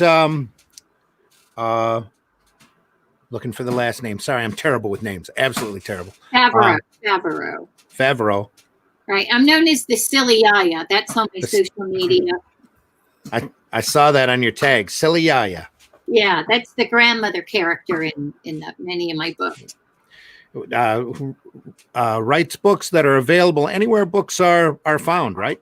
Yep, anywhere online, any online book outlet, and then including a Walmart and Target as well. Can't get easier than that. Nope. Right. Yeah. And what site are we looking at right now, Rob? That's my Silly Yaya website. Is that sillyyaya.com?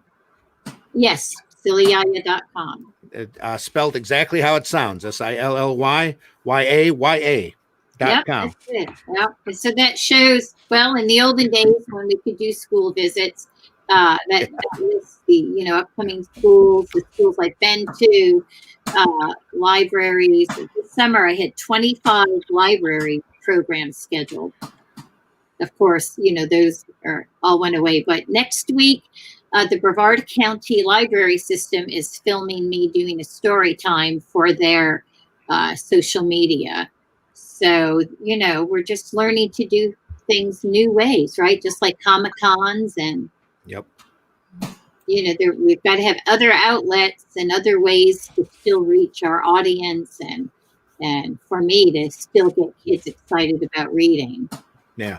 I have printables on my website for the kids.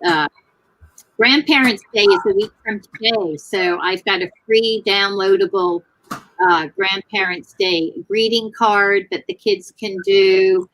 I've got just word search puzzles and all of that go with almost all of my books, because I find that after the kid reads, if you give them other things to do that related to the book, it keeps them pretty excited. I'm also a big advocate for getting kids in the kitchen with you, cooking. That's also another great way to have bonding. I'm like all over the place. I have so much going on. And because I'm Greek, I also have an online Greek store called Yaya's Market. So I'm just super busy. I've always got so much going on.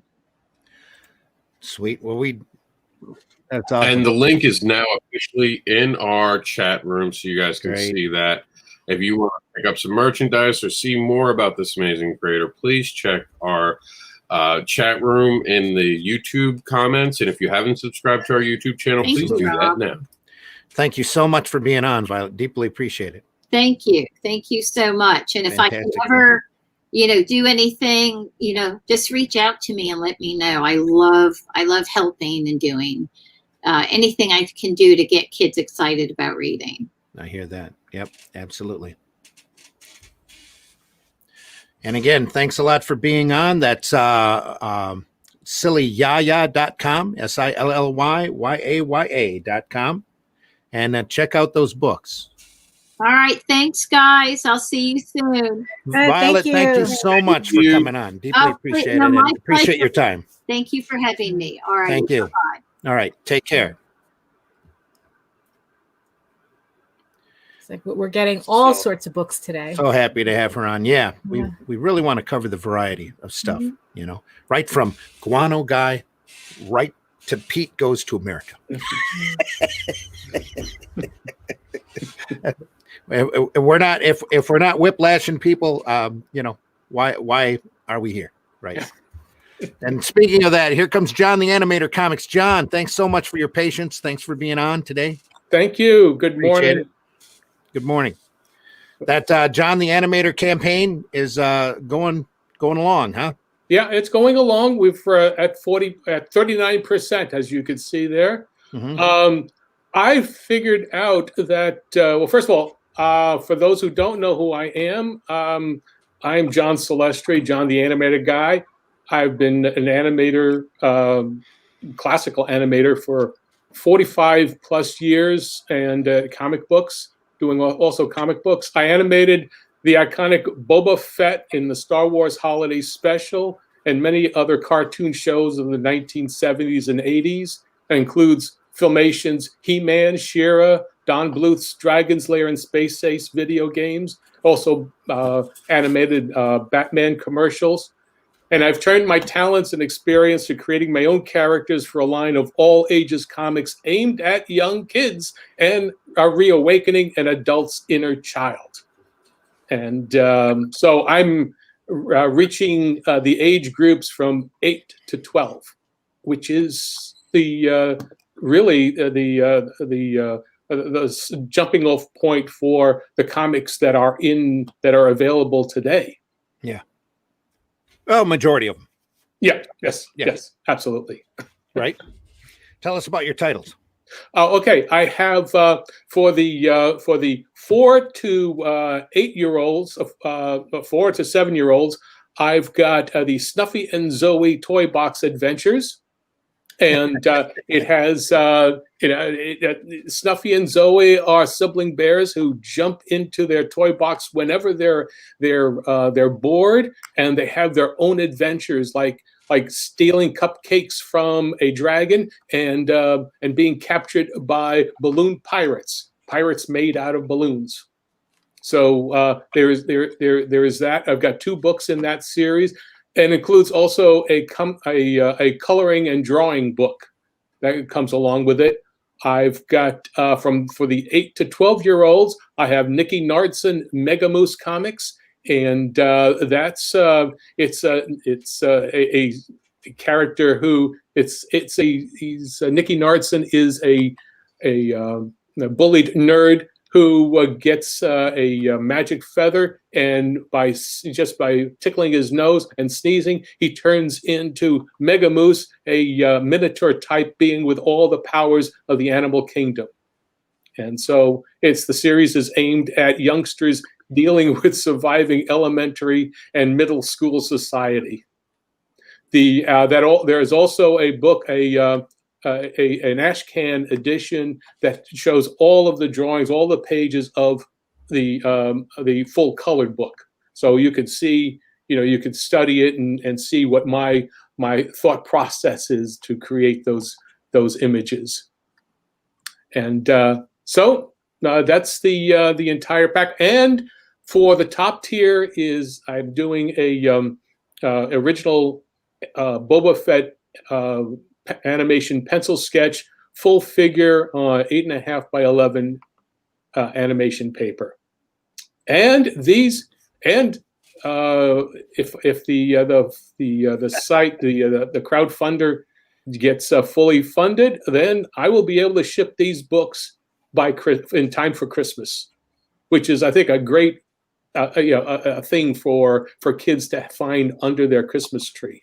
And those books are going to be oversized, probably.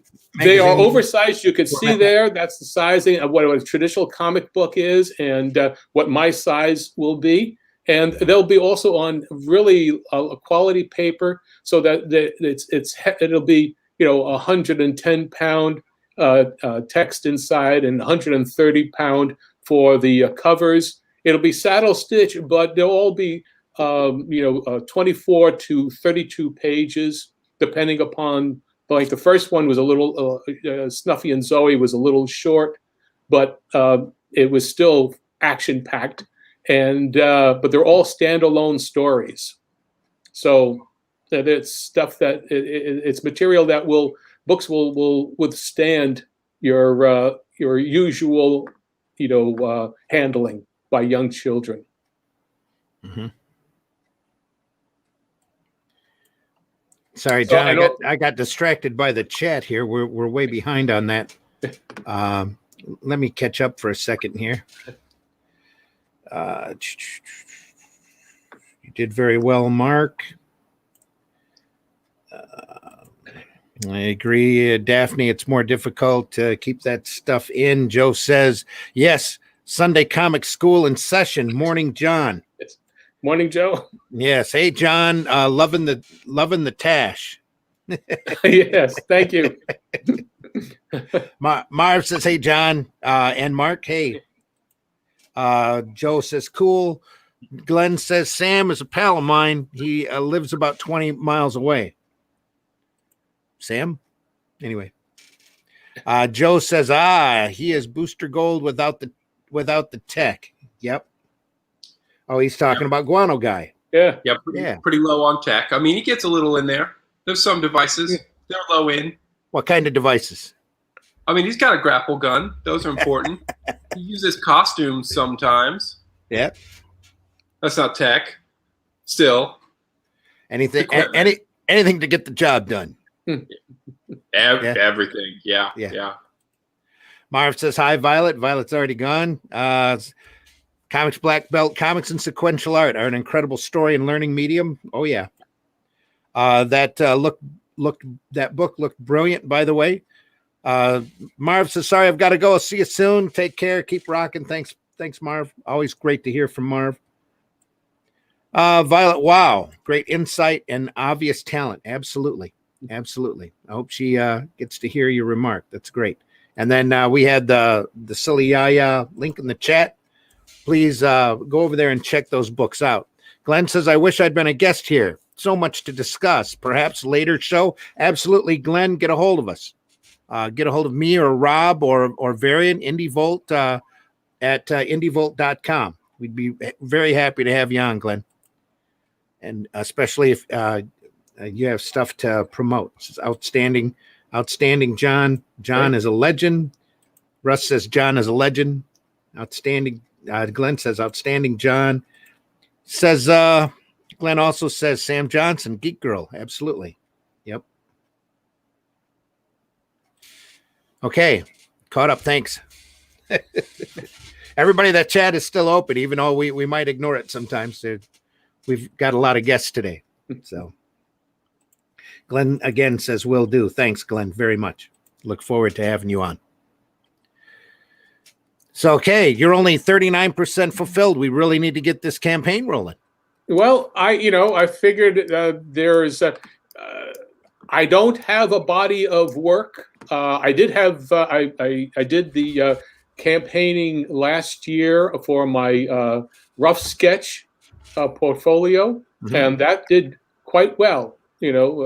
About 170 between Kickstarter and Indiegogo, and it's a matter of people knowing what these books are all about. But you've got to get, comic book readers have to have kids that they want to give comics to. That's the thing about, kids today cannot make their own choices. I made my own choice when I was 6 because there was a candy store. I could go in with my mom and my dad, and I could say, oh, look, I want to see that. Kids are ignored today unless you are funneled into a certain, aisle and say, okay, we'll drop you off here. There is no haphazard. There is no way to discover. You have to be focused into something, and so that's what the problem in terms of reaching, the under 13-year-olds, 12 and under. You have to be chaperoned everywhere you go. You have to be brought to a comic book shop. You have to be brought to a store. to a bookstore. And those bookstores are very far, they're shrinking like crazy. So you can't even go there. But comic books are a place that I learned how to read. The first, multi syllabic word for me to learn when I was 7 years old was invulnerable, which is a Superman thing. Now, invulnerable is a massive word for a kid to say, oh, that means nothing can happen to him. He's just so you learn those things, and I always and drawing and writing and reading. All of that was infused into me by being able to have access to comic books, where I could just pore over them and just see, what these characters are. I mean, half the time I didn't quite understand what the words were, but I'd make it out, because I want to know what that word is and whatnot. But at least I had a story, and they were complete stories. That's another thing, is that kids today, with comic books, you have to read like 15 different, issues to find out that something has happened. Everything in the old days, you could just, read a complete story, and several of them in a 32-page book, 6 stories, 6 pages, 12 pages, what have you, and you'd be completed. And then so kids have a short attention span, especially now, but back then, 6 pages to 12 pages, a 24-page, oh my God, that was like amazing. Wow, it was called a full-length novel, back then. Yeah. So you have to be able to create stories that will interest, readers, young readers on several levels. You either have, it's not just the words. How well is that story being told pictorially? And it's not just, in sequence.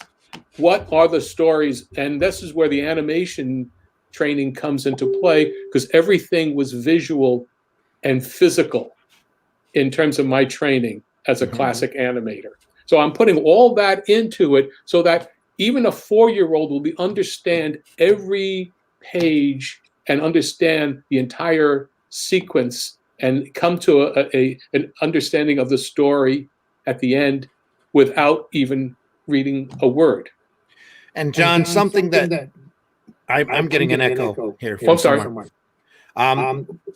Something I really wanted to mention that we don't mention often enough is that you have a fantastic YouTube channel where you talk about your experiences and teach little bits of animation technique. Right. That I found incredibly fascinating to sit and watch.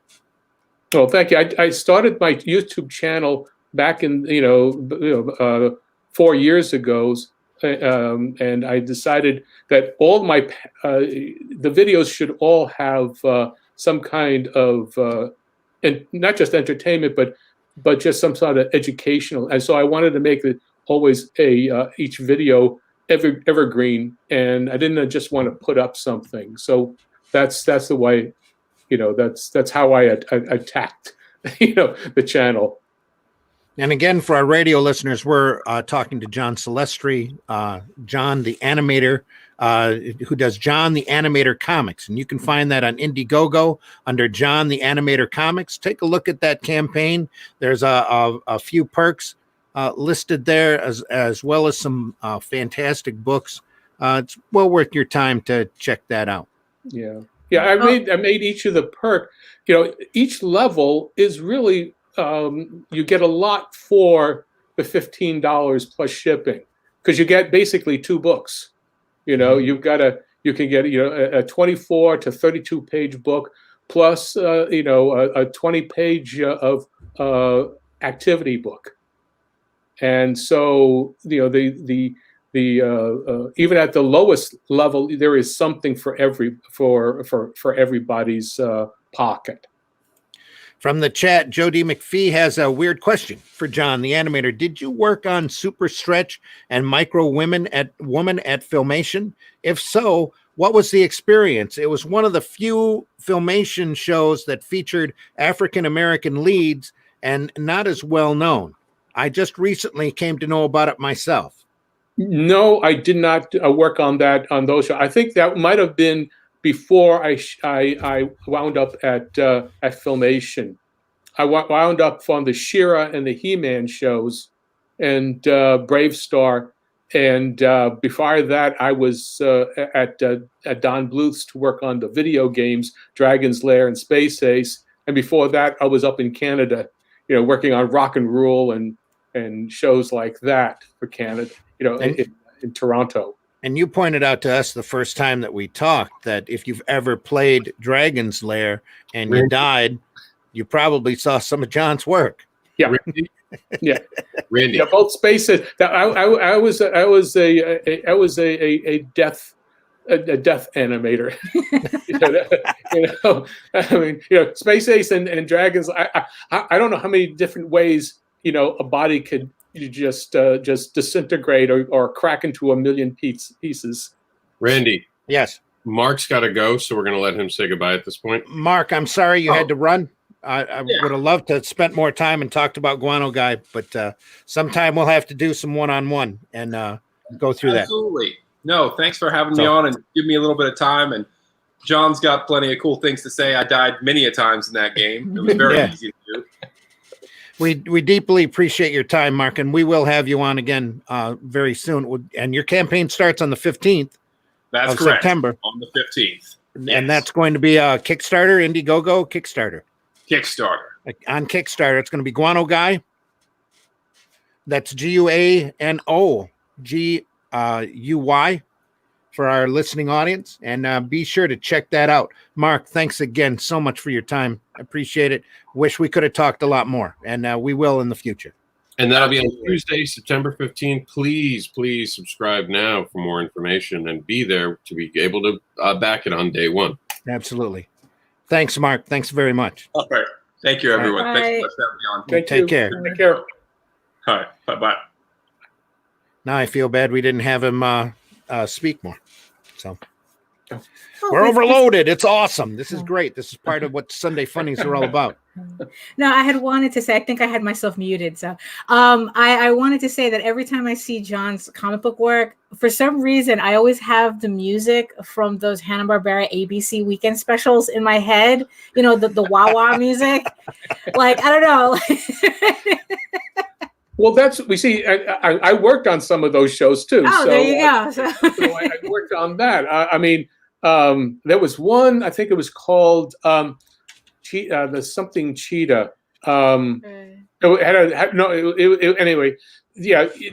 But my style is very open. It's a simple style of drawing because as an animator, you have to make every line count. Because you're moving everything across the screen, and you have to make it. Otherwise, well, that in terms of the style, the classic animation style. So if you want to encase color, you have to make sure that all the lines encase color. So, and as you're moving them across, they have to take. Otherwise, you've just got a lot of jumbly stuff, and that's fine as a style, but. If you can't maintain pencil control, well, then you're just making independent films mostly. Yeah, that's true. Russ, Comic Book Black Belt says, John is just saying all the right things. Comics gave me a start at a decent vocabulary, and episodic stories kept my attention. He's so right. Yeah. Varian says he wants a He-Man sketch. I want a He-Man sketch, John. Well, there you go. Hey, my pencil is waiting. Joe says, so you were responsible for that great animation for Space Ace one-liners for his death scenes? Cool. I still laugh at some of them when I play it now. That's a long time ago. Well, you'd be amazed how many people remember stuff from a long time ago. Yeah, that's true. I look at it from the point of view as between Boba Fett and the Star Wars Holiday Special and the Dragon's Lair and Space Ace and all of that. That was that was a long time ago in a media universe far, far away from where we are today. Yeah. There's a story about Alex Toth who created Space Ghost and most of the superhero characters for Hanna-Barbera, and how just absolutely ashamed he thought the work was just absolute trash, done on deadline, and he was so just literally ashamed of it, felt that he was so much better of an artist than to have to deal with that, not realizing that that design work that he did was so essential, like you were saying, so stripped down to bare lines that any artist coming up would see that and just be in awe of his capability of stripping things down for animation style. He didn't realize how well he was loved and appreciated, especially for the Hanna-Barbera characters, until right before his passing. Yeah, because I mean, those characters are iconic. It's like I don't think he realized, you know, the impact the work was going to have. Because that's because even Josie and the Pussycats had awesome villains that he designed. You're sitting there having to sit there through Josie and but the spaceships and the villains were really cool looking. So. Well, you got to remember the generation of artists that you really totally enjoyed, you know, were also part of a generation that didn't look upon comic books as something that they aspired to. You know, there were those who wanted to be Disney artists and create all kinds of incredible artwork, you know, on film, but they were all classically trained artists. The same thing was happening when my generation came through. We wanted to emulate those artists, but we weren't fans so much. We weren't stylized. We were creating our own style. Now, because, you know, comic books were not as big when I was growing up, or my generation, as they are, you know, in the 90s. Okay, so you had a different generation. Now you have people emulating the comic books. Well, you got to bring something new to it. You know, if you are classically trained, then you have other influences, whether it be writing and artwork. You know, those are the ones who are probably going to be doing for the Indiegogo if they can raise funds, you know, for it. All the independent comics can bring something new to their to the medium. Right. And I don't think anyone understands the power until now that these cartoons have really had, now that they've been embedded into us as we grow up, because we're really one of the first generations to have had cartoons, to have had all this information at our fingertips and grown up with it. We grew up with cartoons, Nickelodeon, all these things at our fingertips. And you see now how much this all matters. There's shows on Netflix just about revisiting our childhood. So parents, remember to share that opportunity with your children. And it starts by getting books like John the Animator's book here that you and your kid can sit down and enjoy together and be taken back to being a kid. And like the even the early children's books that Violet produces to read to your kids and instill that. I love when she was talking about instilling the love of reading into kids by showing them that they could literally go anywhere. And comics are such a huge step on that to spark the kids' imaginations into going any place that they want to go. Right now, we want to welcome and say hello to our 58,721 listeners out there on Indie Volt Radio and tell you that we appreciate each and every one of you. This is the SuNdAy Funnies on the Indie Volt Radio Network.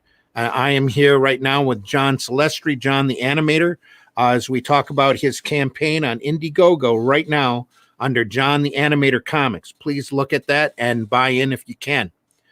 John, I know would appreciate it, and it's very, very awesome work that needs to get done, and a campaign that needs to get fulfilled and out there. Plus, you have an opportunity to get a Boba Fett sketch. That's something you don't get every day. No, from a man who worked on the holiday special, the Star Wars holiday special. Yeah, and the thing about it, you have to remember, I'm the only one who drew this guy. Boba Fett, you know, all the drawings are my drawings in the holiday special. Nobody else did that. So all the other comic book artists and whatnot, they're working off of what came after that. So that's what. So you'll get something from me that you can't get from anybody else. There you go. That alone is worth looking at and buying into the campaign. So when everybody watches the new season of The Mandalorian, remember that John is now canon. Yes. Yeah. Well, I people tell me that I haven't seen The Mandalorian because I don't get the Disney Channel. But I do. People refer to how the artwork, how the character comes alive. But even though there's no facial expressions. Well, yeah, it's the head tilt of the visor. It's the tilt. How does it feel and whatnot, and then an added whole body attitude. Yeah, that's what we had to do.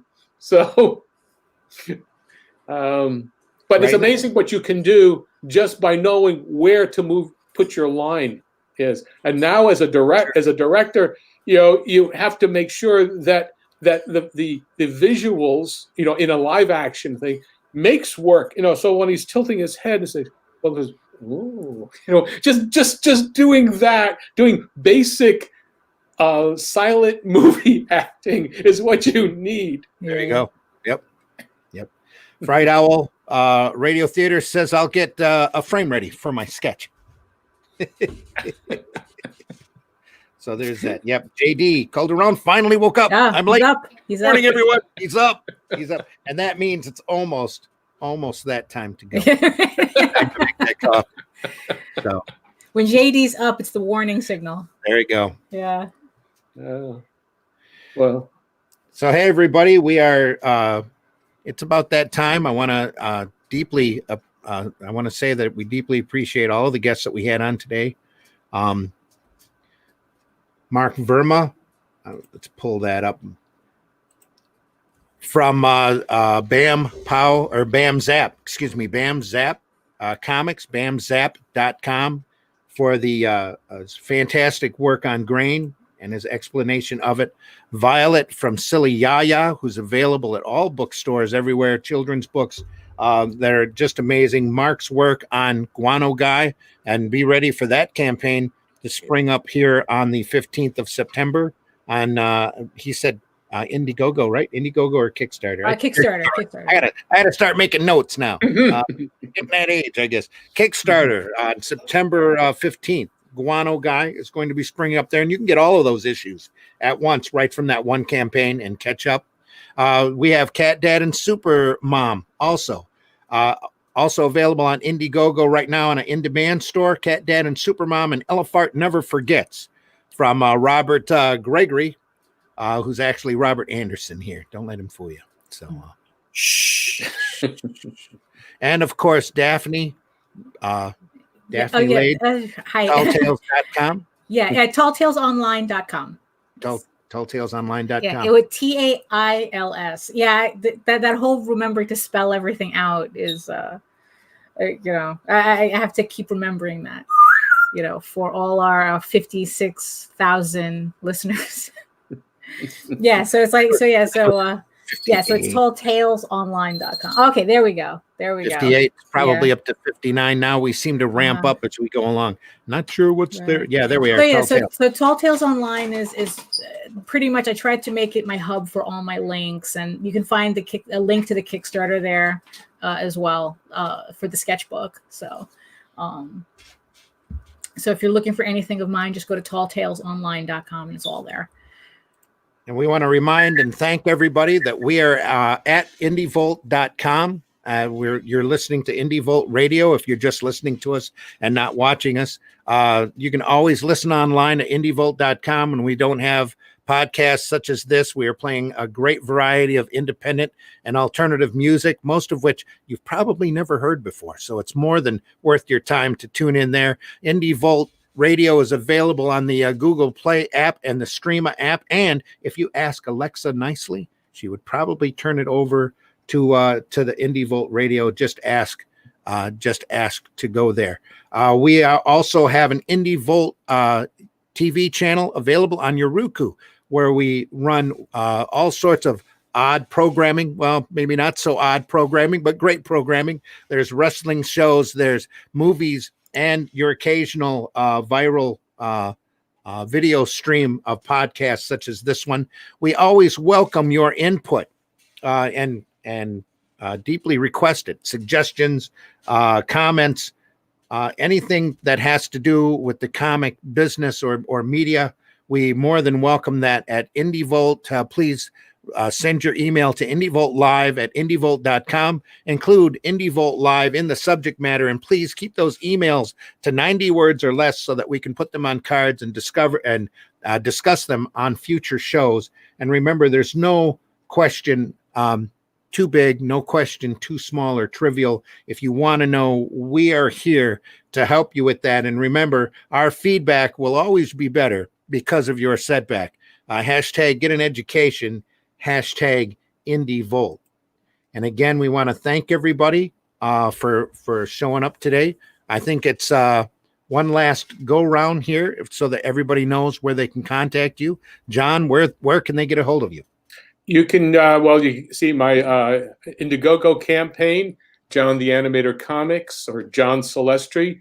You can get me on Twitter with John Celestri at Celestri John. Facebook, it's John Celestri. And not to be a little too different, on YouTube, it's John Celestri. All right, Daphne, where can they get a hold of you? Or where can they find you? I should say your mic is muted. Yeah, it's like when he starts acting up, I forget sometimes that. So if Funny Animal Fantasy is your thing, you can check out the first 20 issues of Tall Tales for free at talltalesonline.com, TAILS. And I also have a YouTube channel featuring art tutorials, demos, and live streams at Daphne Lage Art. Fantastic. Rob, where can they find Cat Dad and Supermom? Where can they get a hold of you? You can get that on Indiegogo right now. And make sure you send your kids back to school with some great information. Teach them about a farting elephant. Let them know about bullying. Get Cat Dad and Supermom this weekend and send them to school empowered with the knowledge of how to rise above bullying. And Randy, where can they find you? Well, I can be found on Facebook. I Twitter every once in a while, though I don't tweet very often, under Randy Zimm. You can find me on Facebook under my actual name, Randy Zimmerman. I also have a YouTube channel called Zim Geek, ZIMMGEEK, that I welcome you to go over to.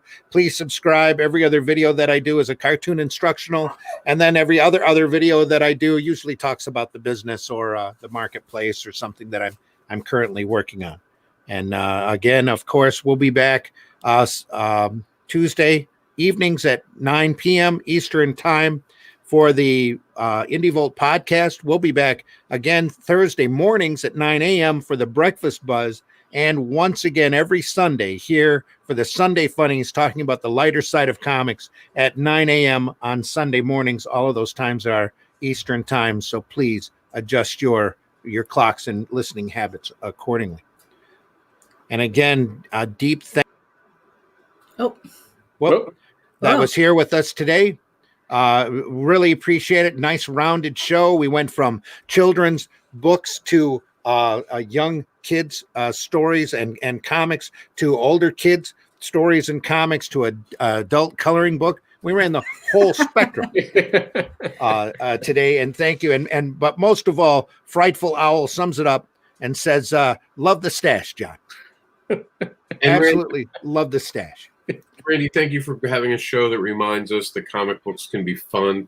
Doesn't always have to be dark nights and violence. It sometimes can just be fun and entertaining. Absolutely. I might stumble around a bit and stutter sometimes. And I deeply appreciate everybody's help here and making this as smooth a show as possible, because we all have to agree with Keanu. Comics are awesome. Comics are awesome. Yes. Just awesome. Thanks everybody for listening. Thanks for being here and viewing with us. Please stay healthy, be good, and we will talk to you very soon. From all of us to all of you, thanks again. And take care, everybody. We're going to go out the same way we came in, and we wish you all well. Take care. Bye.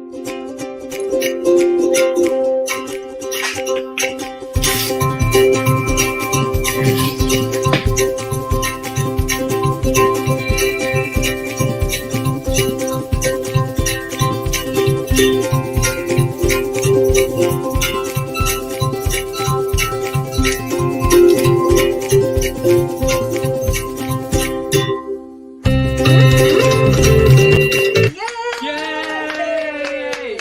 Think about what you've accomplished. Comics are awesome.